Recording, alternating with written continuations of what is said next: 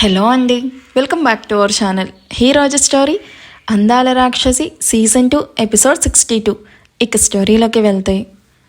ఆయుష్ తన meeting finish చేసుకుని తన క్యాబిన్లోకి వచ్చి సీట్లో కూర్చొని రిలాక్స్ అవుతూ ఉండగా అప్పుడే టేబుల్ మీద ఉన్న తన మొబైల్ బ్లింక్ అవ్వడం చూసి ఏంటిది మొబైల్ సైలెంట్లో ఉందా అని మొబైల్ చేతిలోకి తీసుకొని మళ్ళీ మొబైల్ను నార్మల్గా సెట్ చేసి మొబైల్ వైపు చూసిన ఆయుష్కి భువన్ కాలింగ్ అని స్క్రీన్ మీద కనిపించడం చూసి నోసలు ముడి పడతాయి. నాకు వీడెందుకు కాల్ చేస్తున్నాడు అని విసుగ్గా కాల్ కట్ చేసిన మళ్ళీ కాల్ బ్యాక్ చేయడంతో చిరాగ్గా కాల్ లిఫ్ట్ చేస్తాడు. Hi mister Ayush Varma. Hey, చిరాగ్గా నవ్వేంటి? చాలా ఇరిటేటింగ్గా ఉంది. Just shut up.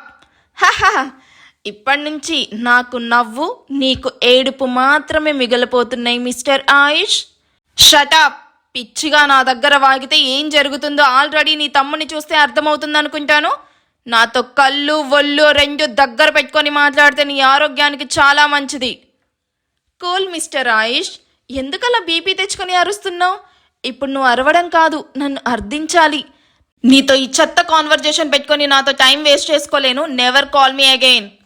Hold on mister Ayush, నీతో నేను ఒక ఇంపార్టెంట్ డీల్ మాట్లాడడానికి కాల్ చేశాను. ఈ డీల్ వింటే నువ్వు చాలా ఎక్సైట్ అవుతావు. నీతో నాకు ఎలాంటి డీల్స్ అవసరం లేదని ముందే చెప్పాను. అది ఎంత ప్రీసియస్ ప్రాజెక్ట్ అయినా సరే ఐ డోంట్ కేర్. ఆ ప్రాజెక్ట్ పేరు దియా వర్మ అయితే? కాల్ కట్ చేయబోతున్న ఆయుష్ ఆ మాటకి వాట్, ఏం మాట్లాడుతున్నావు నువ్వు అంటూ కోపంగా వినిపించింది ఆయుష్ వాయిస్. హా, ఎప్పుడు లైన్లోకి వచ్చావు మిస్టర్ ఆయుష్. నీ ప్రాణం నీ కూతురని నాకు బాగా తెలుసు. అందుకే నా టార్గెట్ ఇప్పుడు నీ కూతురు అయ్యింది. రేయ్, నా కూతురు పేరు నీ నోటి నుండి వచ్చినా చంపేస్తాను. నా కూతురు ఫీట్ మీద ఉన్న డస్ట్ కూడా నువ్వు టచ్ చేయలేవు. Your statement completely wrong mister Ayush Verma. నీ కూతురు ప్రజెంట్ నా గన్ పాయింట్కి చాలా దగ్గరలో ఉంది. నేను ట్రిగ్గర్ నొక్కడం ఆలస్యం నీ కూతురి ప్రాణాలు గాల్లో కలిసిపోతాయి. అన్నట్టు నీకు బంపర్ ఆఫర్ ఇవ్వనా? బై 1 get 1 లాగా నీ కూతురుతో పాటు నీ మరదలు కూడా చావడానికి సిద్ధంగా ఉంది. రేయ్, ఏం మాట్లాడుతున్నావురా అంటూ ఆయుష్ ఆవేశంగా చైర్లో నుండి పైకి లేచి అరుస్తాడు. హఫ్, మళ్ళీ అలాగే అరుస్తున్నావు. It's too bad. నేను చెప్పేది కూల్గా విను మిస్టర్ ఆయుష్. ఇంకా నీ కూతుర్ని చంపలేదు, బట్ చావడం మాత్రం పక్కా. నీ కూతురు నా దగ్గర ఉందో లేదో నువ్వే కన్ఫర్మ్ చేసుకో. 5 నిమిషాల్లో కాల్ చేస్తాను అని నవ్వుతూ కాల్ కట్ చేస్తాడు. ఆయుష్ వచ్చే ఆవేశాన్ని కోపాన్ని కంట్రోల్ చేసుకుని వెంటనే ఆశుకి కాల్ చేస్తాడు. ఆశు ఏడుస్తూ ఆయుష్ కాల్ని ఫస్ట్ రింగ్కే కాల్ లిఫ్ట్ చేసి ఆయుష్ గారు అంటూ వణికే గొంతుతో ఏడుస్తూ పిలుస్తుంది. ఆశు, ఏమైంది? ఎందుకు ఏడుస్తున్నావు? నువ్వు బానే ఉన్నావా?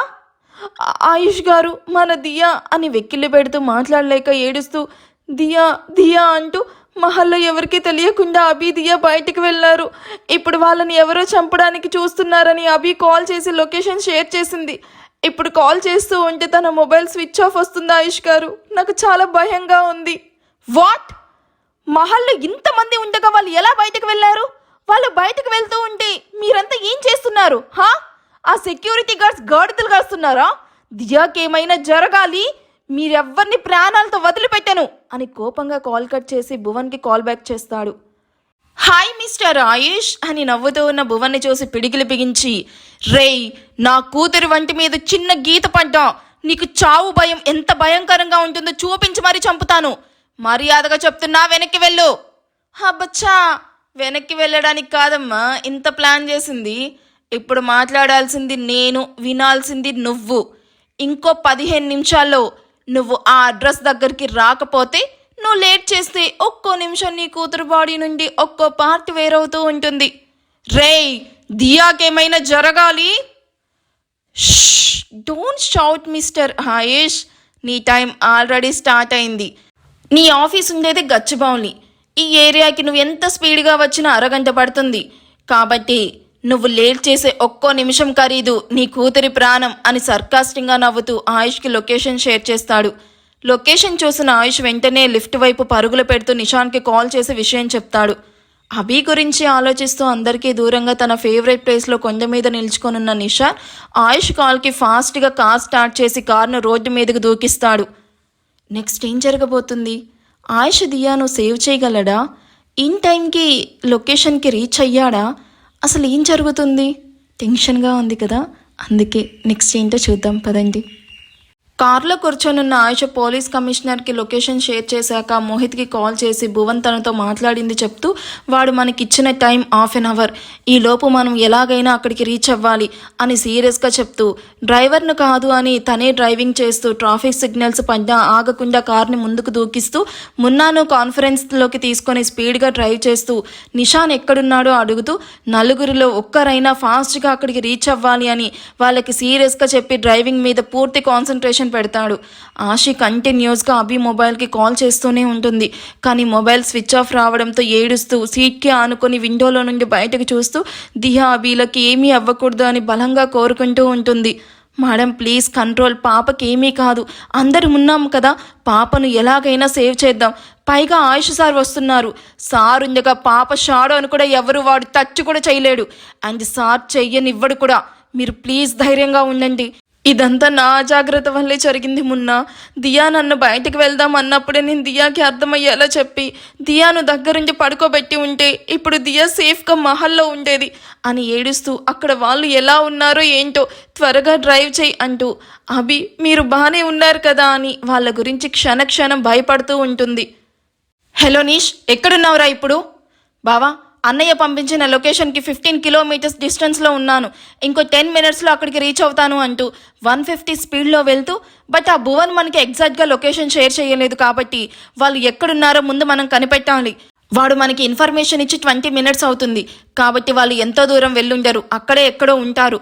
మేం కూడా ఆల్మోస్ట్ వచ్చేసామని మోహిత్ చెప్పడంతో ఓకే బావా త్వరగా రాండి అని కాల్ కట్ చేసి కార్ స్పీడ్ మరింత పెంచుతాడు. ఎందుకు అభి ఇలాంటి పిచ్చి పనులు చేసి అన్నయ్య దృష్టిలో మరింత బ్యాడ్ అవుతున్నావు? ఇప్పుడు అన్నయ్య నిన్ను పనిష్ చేయకుండా వదలడు. దీనివల్ల ఆశి అన్నయ్యకి కూడా తప్పకుండా మిస్అండర్స్టాండింగ్స్ వస్తాయి. దియా ఇలా అడుగుతుంది అని ఒక్క మాట మహల్లో ఎవరికైనా చెప్పుంటే కథ వేరేలా ఉండేది కదే. మీకేమీ అవ్వకూడదని కోరుకోవడం తప్ప ఏమీ చేయలేకపోతున్నామని స్టీరింగ్ను చేత్తో గట్టిగా కొడుతూ రోడ్డు మీద దూసుకుపోతూ ఉంటాడు నిషాన్. ఆయుష్కి మూడోసారి భయం అంటే ఏంటో అర్థమవుతుంది. మొదటిసారి అషిక డెలివరీ టైంలో, రెండోసారి దియా సర్జరీ టైంలో, ఇప్పుడు దియా ప్రమాదంలో ఉన్నప్పుడు. తెలియకుండానే ఆయుష్ నుదుటిన చెమట పడుతూ గుండె వేగం పెరుగుతూ ఉంది. అషిక చనిపోయాక దియానే ప్రాణంగా భావించి బ్రతికిన ఆయుష్ ఇప్పుడు కూతురు చావుకి చాలా దగ్గరలో ఉందని తెలిసాక తన ప్రపంచం మొత్తం తలక్రిందులైనట్టు ఉంది. దియాకేమైనా జరిగితే మాత్రం ఆయుష్ భరించలేడు. ఆ కోపంలో తనకి ఎదురొచ్చిన ఎవరినైనా సరే చంపుకుంటూ వెళ్ళిపోతాడు. ఇప్పటికే ఆయుష్ మొహం ఎర్రగా నరాలు తేలి భయంకరంగా మారింది. తెల్లగా ఉన్న ఆయుష్ మొహం ఎర్రగా మారడంతో ఆయుష్ వైపు ఎవరు చూసినా భయపడి చావడం ఖాయం. ఇందాక ఆశీను తిట్టడం గుర్తొచ్చి భారంగా శ్వాస తీసుకుంటూ ఆశీకి కాల్ బ్యాక్ చేసి బ్లూటూత్ ఆన్ చేసి ఇయర్ బడ్స్ చెవిలో పెట్టుకుని డ్రైవ్ చేస్తూ ఉంటాడు.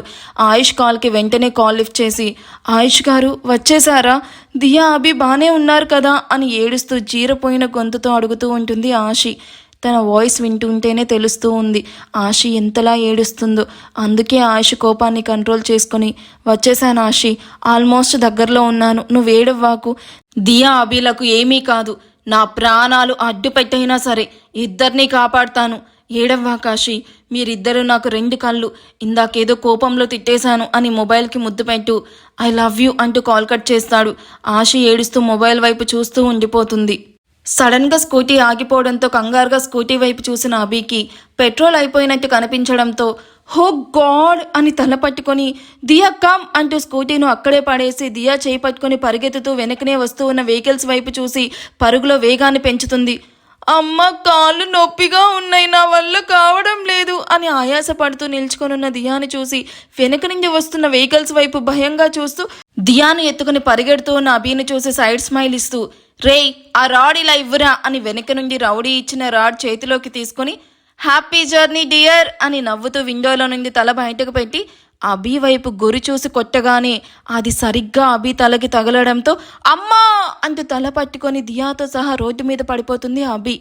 దియా రోడ్డు మీద పడిపోవడంతో తను షార్ట్ వేసుకోవడంతో మోకాళ్ళకి రోడ్డు గీసుకుపోయి రక్తం రావడంతో ఆ నొప్పికి దియా అమ్మా అంటూ గట్టిగా ఏడుస్తూ అభి వైపు చూసేసరికి అభి తలలో నుండి రక్తం కారుతూ మసకగా కనిపిస్తూ ఉన్న దియా రూపం వైపు చూస్తూ ఉంటుంది. అభిను అలా చూసిన దియా అమ్మా అమ్మా అంటూ అభి తలను వడిలో పెట్టుకొని అమ్మ నన్ను చూడు అని బ్లడ్ చేతికి అంటుకోవడంతో భయంతో ఏడుస్తూ చుట్టూ చూస్తూ హెల్ప్ హెల్ప్ అని అరుస్తూ ఉంటుంది. చాలా ఎమోషనల్గా అనిపించింది కదా గాయస్. దియాను చూసి మేము ఎంత ఎమోషనల్ అయ్యామో అంతే మీరు కూడా అయ్యుంటారని అనుకుంటున్నాము. ఈ అప్డేట్ ఎలా అనిపించిందో కామెంట్ చేయండి. ఇప్పుడు చెప్పండి, మీకు ఇప్పుడు నెక్స్ట్ అప్డేట్ అందాల రాక్షసి కావాలా, విలన్ హస్బెండ్ కావాలా? ఎపిసోడ్ ఎలా అనిపించిందో కామెంట్ చేయండి. వీడియో నచ్చితే ప్లీజ్ లైక్ చేసి హైప్ ఇవ్వండి. Thank you for watching. Bye.